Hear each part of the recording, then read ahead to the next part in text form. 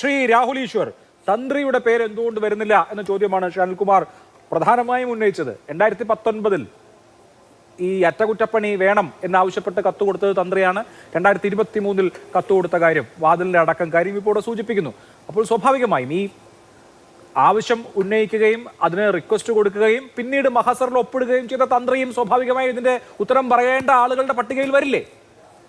ശരി, ശ്രീ അഭിലാഷ്, 3 പോയിന്റ്. ആദ്യത്തെ പോയിന്റ്, ഇന്നത്തെ ചർച്ച യഥാർത്ഥത്തിൽ ഒരു കോളേജ് ലെവലിലെ ഡിബേറ്റ് മത്സരമായിരുന്നെങ്കിൽ ഒരു സംശയവുമില്ല സഖാവ് അനിൽകുമാർജി തന്നെയായിരിക്കും ഏറ്റവും നല്ല പെർഫോമറായിട്ടും വിന്നറായിട്ടും തിരഞ്ഞെടുക്കപ്പെടുക.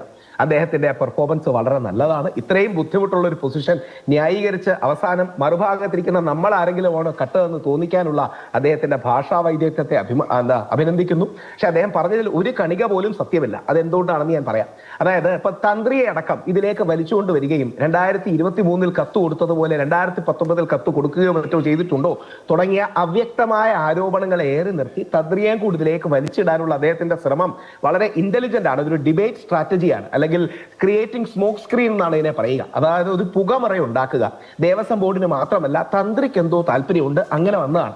അദ്ദേഹം സ്വയം ആലോചിക്കേണ്ട ഒരു ചോദ്യമാണ്. ഇത് ഭക്തരും കണ്ടുകൊണ്ടിരിക്കുന്നുണ്ട്. തന്ത്രി വിചാരിച്ചിട്ടാണോ ഈ ചെമ്പ് പാളികൾ എന്ന് എഴുതിയത്? അതായത് സ്വർണം പതിഞ്ഞ ചെമ്പ് പാളികൾ, ഗോൾഡ് ക്ലാഡഡ് കോപ്പർ പ്ലേറ്റ്സ് എന്നതിന് പകരം ചെമ്പെന്ന് മാത്രം, കോപ്പറെന്ന് മാത്രം എഴുതാൻ കാരണം അതാണോ? 2, അദ്ദേഹം എല്ലാ കോടതിയുടെ വിധിന്യായവും വായിച്ചിട്ടുണ്ടെങ്കിൽ അദ്ദേഹത്തിന് അറിയാം ഹൈക്കോടതിയുടെ വിധികളിൽ ഇത് മീഡിയക്കാർ സെൻസേഷണലൈസ് ചെയ്യരുത് എന്ന് വരെ ഒരു വിധിയിൽ എടുത്തു പറയുന്നുണ്ട്. കാര്യം അക്യൂസ്ഡിനും ചില റൈറ്റ്സ് ഉണ്ട്, അതുകൊണ്ട് അമിതമായി സെൻസേഷണലൈസ് ചെയ്യരുത്. വളരെ ബാലൻസ്ഡ് ആയ ഒരു വെർഡിക്റ്റാണ്. 3, എന്താണ് ഹൈക്കോടതി നോക്കുന്നത്? അതായത് ബഹുമാനപ്പെട്ട ദേവസ്വം ബോർഡിന് അല്ലെങ്കിൽ അവരുടെ വാദമെങ്കിലും 2019 അവരൊന്നും അറിയാതെ ഉണ്ണികൃഷ്ണൻ പോറ്റി ചെയ്തു എന്നുള്ളതല്ലേ? ദേവസ്വം ബോർഡിന് അപ്പൊ ഇടയ്ക്കിടയ്ക്ക് എന്ത് എതിർവാദം പറയാനാണ് ഉള്ളത് ഹൈക്കോടതിയോട് ഈ അന്വേഷണത്തെ കുറിച്ച്? ഇതിന് എതിർവാദം അവർ പറയേണ്ട സ്പേസ് എവിടെയാണ്? ഹൈക്കോടതിയുടെ വിധിന്യായത്തിൽ എടുത്തു പറയുന്നത് പോലെ ഇത് അസാധാരണമായ ഒരു കേസാണ്. ആ അസാധാരണമായ കേസിനെ അതിന്റെ അവസാനത്തിലേക്ക് എത്തിക്കാൻ, ഞങ്ങളുടെ ലോജിക്കൽ കൺക്ലൂഷനിലേക്ക് എത്തിക്കാൻ ഞങ്ങൾ പ്രതിജ്ഞാബദ്ധമാണ്.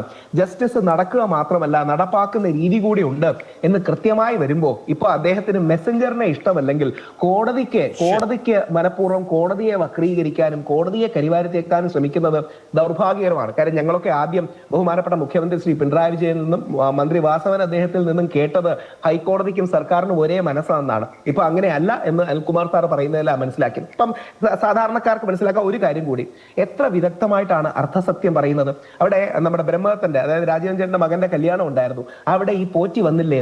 എനിക്ക് വേണമെങ്കിൽ, അല്ലെങ്കിൽ ഭക്തർക്ക് വേണമെങ്കിൽ തിരിച്ചു പറഞ്ഞുകൂടെ, അവിടെ ആ പോറ്റിയോടൊപ്പം നിന്ന് ഫോട്ടോയിൽ ഉണ്ടായിരുന്നത് നമ്മുടെ മന്ത്രി വാസവൻ സാറാണ്. പക്ഷെ നമ്മളാരും അത് പറയില്ല. കാര്യം കല്യാണത്തിലൊക്കെ എത്രയോ ആൾക്കാർ വരും, ആരോടൊക്കെ വരും.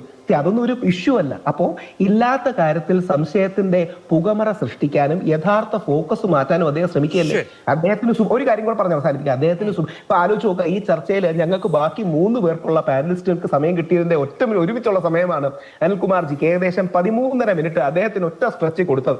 അങ്ങയുടെ കുറ്റമല്ല, അദ്ദേഹത്തിന്റെ വാദം പറഞ്ഞുകൊണ്ടിരുന്നുകൊണ്ടാണ്. സുഭാഷ് കപൂറിനെ അങ്ങേക്ക് അറിഞ്ഞുകൂടെങ്കിൽ അത് അങ്ങയുടെ കുറ്റമല്ലേ? ഹൈക്കോടതി അത് അറിയാതിരിക്കണോ?